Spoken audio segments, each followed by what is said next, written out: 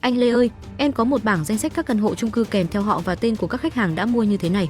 Giờ em cần tách phần chữ cái ở phía đầu ký hiệu căn hộ và tách tên của tất cả khách hàng, không gồm phần họ và chữ đệm. Em cần rất gấp, chỉ trong 5 phút phải xong. Anh giúp em với ạ. Có cách rồi nhé, mà không cần 5 phút đâu, chỉ 30 giây là xong. Phần số 1, tách ký hiệu các căn hộ. Phần số 2, tách tên của khách hàng, không bao gồm họ và tên đệm.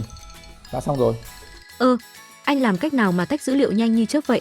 Em không kịp nhìn anh dùng hàm gì.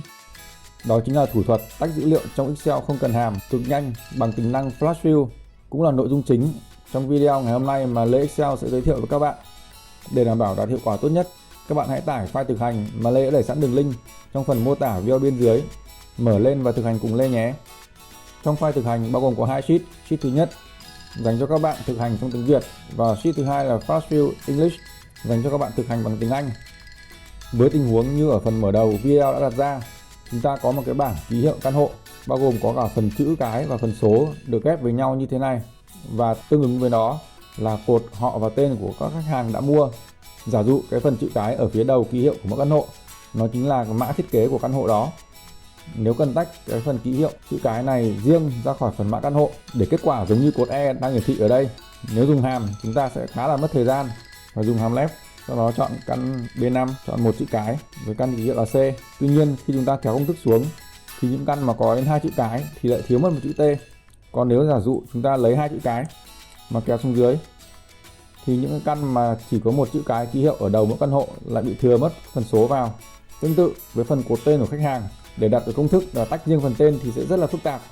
Tuy nhiên trong Excel lại có một cái tính năng cực kỳ hữu ích có thể giúp các bạn tách được dữ liệu giống như yêu cầu mà không cần phải biết cách sử dụng bất cứ hàm Excel nào cả. Đó chính là tính năng Flash Fill. Tính năng Flash Fill được đặt trong thẻ Home tại mục Editing, mục Fill. Trước hết chúng ta sẽ xóa cái phần kết quả đã làm ở đây.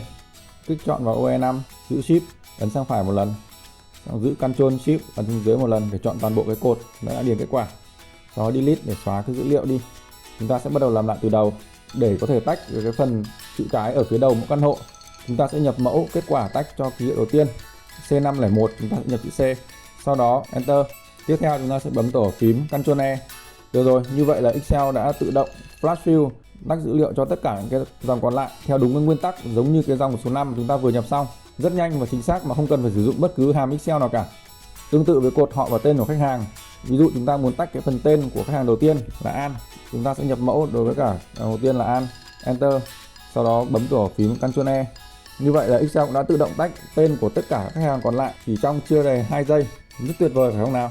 Nguyên tắc hoạt động của tính năng Flash Fill này đó chính là Excel sẽ tự động nhận diện cái quy tắc để tách dữ liệu dựa vào cái mẫu đầu tiên mà chúng ta vừa nhập xong và áp dụng tương tự cho tất cả những cái dòng dữ liệu còn lại của cái bảng.